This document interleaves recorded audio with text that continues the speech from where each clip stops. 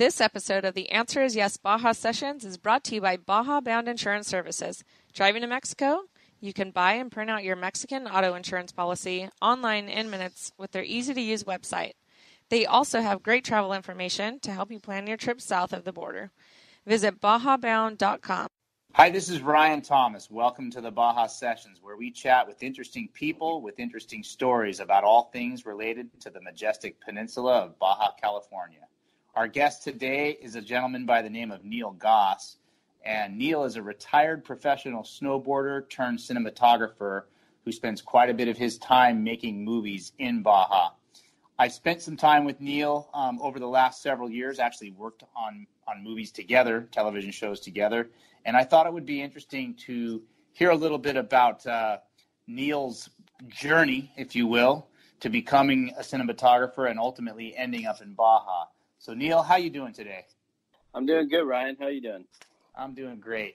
So I've been fascinated with your life to start off with the whole snowboarding thing, and you've told me the story about how that kind of came to be.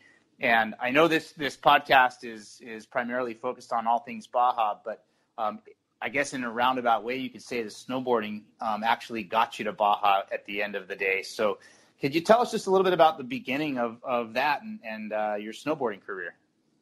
Yeah, I mean, wow, I have to think back quite a ways, but I was always into filming films and running cameras, not really cinema cameras, but video cameras and all that. And as a kid, and then snowboarding kind of just fell into my lap. I finished high school. My brother moved up into Lake Tahoe to work at the ski resorts, and I tagged along with him and, started competing in local contests, became a professional snowboarder. And along with contests and all that in snowboarding, if you want to make a living and get your name out there, you also start doing photo shoots and hopefully get into the movies. I mean, that was a huge thing for me, learning how to snowboard, is watching all the Mac Dog movies, standard films and all that.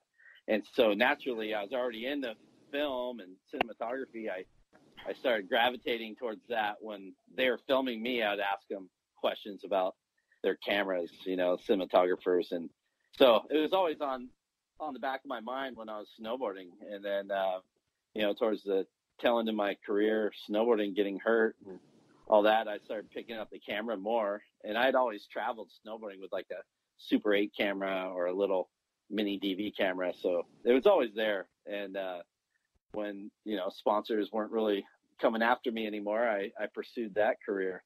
And so that's how I got into cinematography. Baja is a whole nother thing. So I'm curious, you've made a living in and around the snow, and at some point in your career, you get an opportunity to go to Mexico and film in Mexico. Were you apprehensive first go around? You'd mentioned to me earlier that when you were a kid, you used to go to Tijuana. So my guess is that you probably weren't apprehensive, but tell me a little bit about your first memories of your time in Baja, and then a little bit about the first few times you started filming in Baja. Yeah, so, I wasn't really apprehensive at all.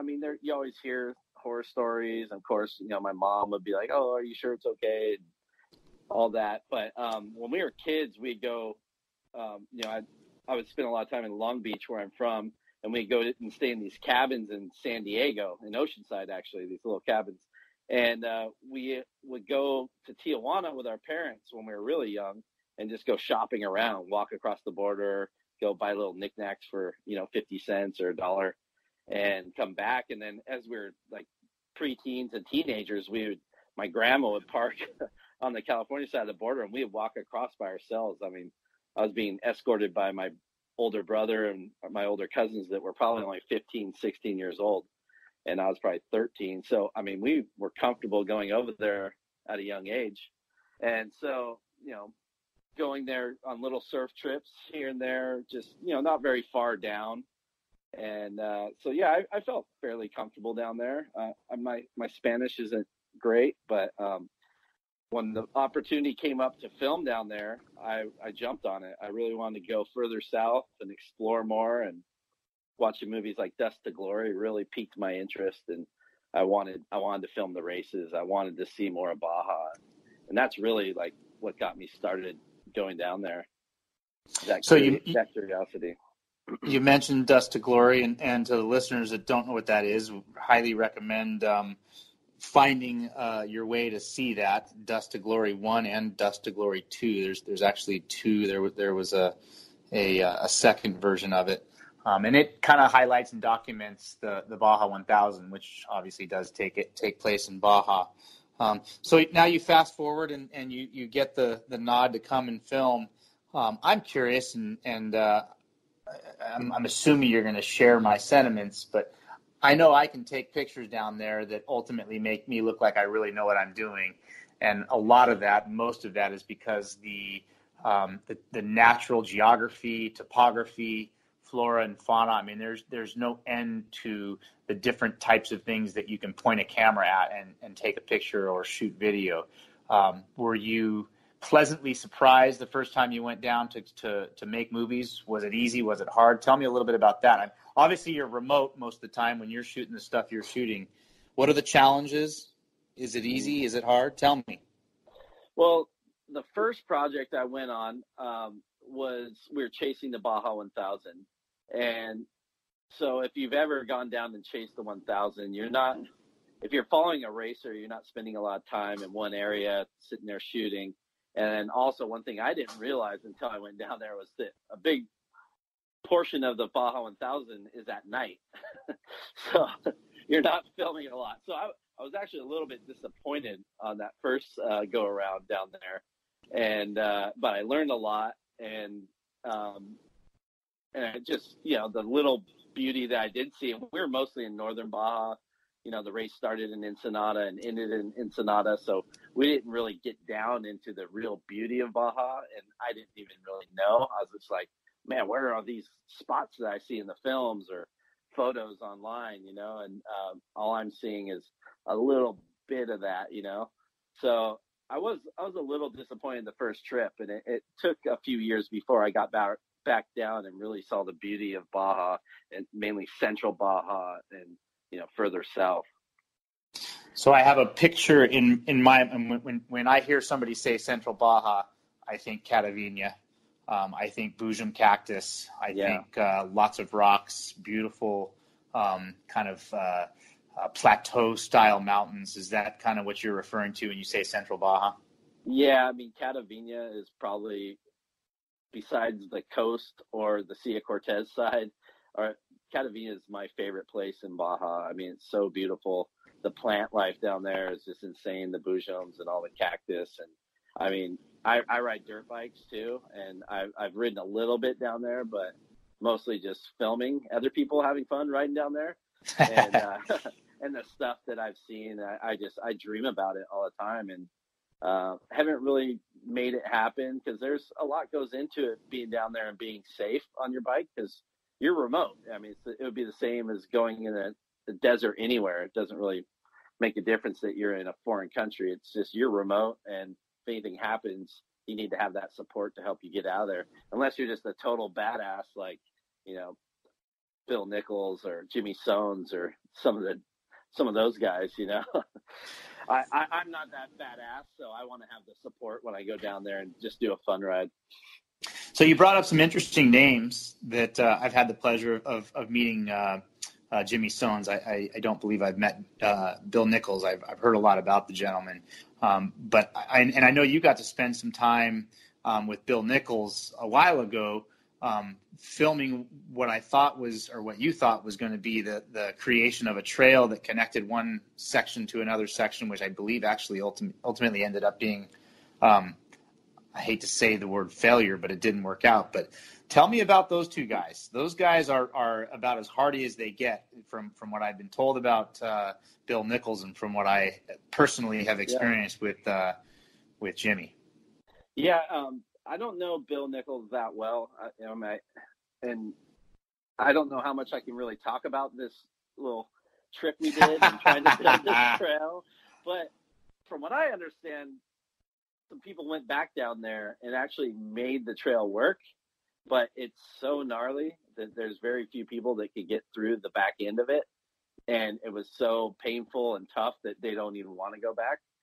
So it was something that Bill thought was going to be a little easier, and maybe if with some more time, they might be able to connect it. But where it is, I'll never say, and whether it will really work or if it is currently working, I'll never say.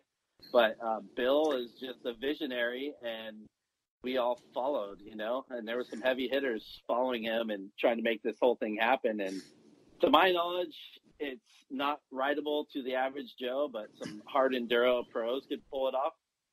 And so that's that with him. And I mean, obviously his trails like Window Rock are legendary, and he's just a cool guy, man. And I didn't see him on the bike at all, but I hear he still rides. And so you got to put this into perspective when we talk about Bill Nichols.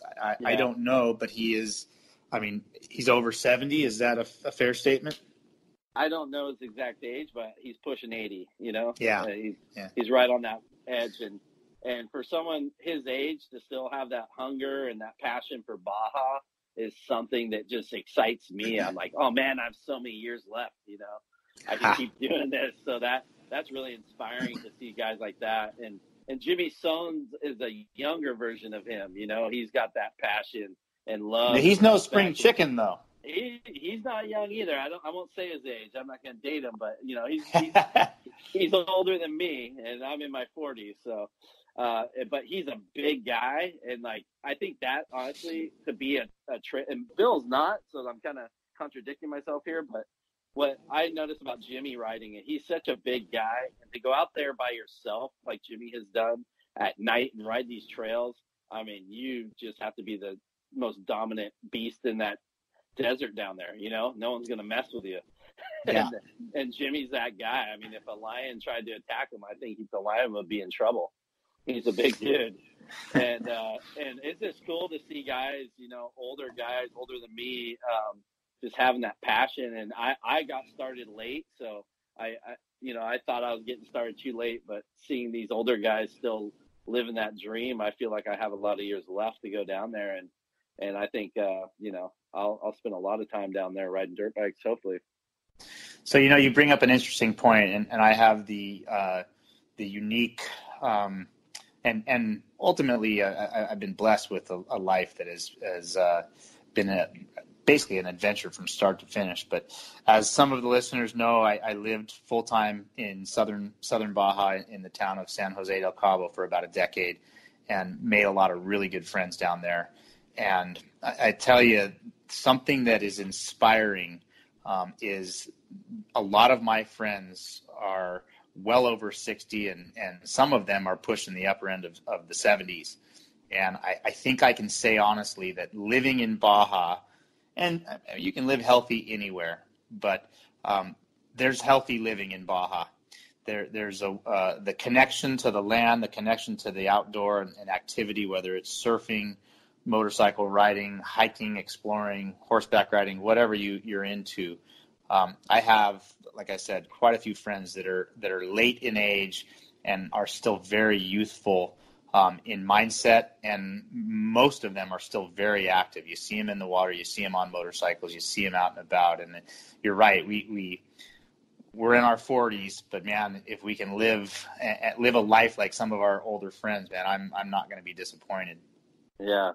Just got to keep going, and I just hope that passion stays there. And I mean, that's what keeps pulling us down there, You get back all dirty and tired, and you just can't wait to get back down there. So you've had the opportunity to ultimately make a living by carrying a camera around with you, and I did ask you earlier, what percentage of your time from us as a cinematographer do you spend in Baja? And I think you told me about 50%. So you're supporting yourself in Southern California, which means you're doing okay. And if you're spending 50% of your time in Baja, that means you're spending a significant amount of your time in Baja.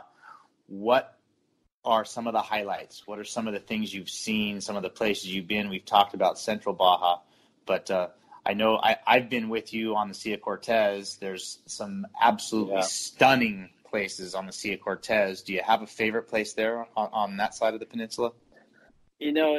I'm so bad with the locations. Obviously, I know like the Bay of LA and Loreto and all that, but it's all the places in between those big spots. it's, you know, the remote places that you go to where there's not very many people. And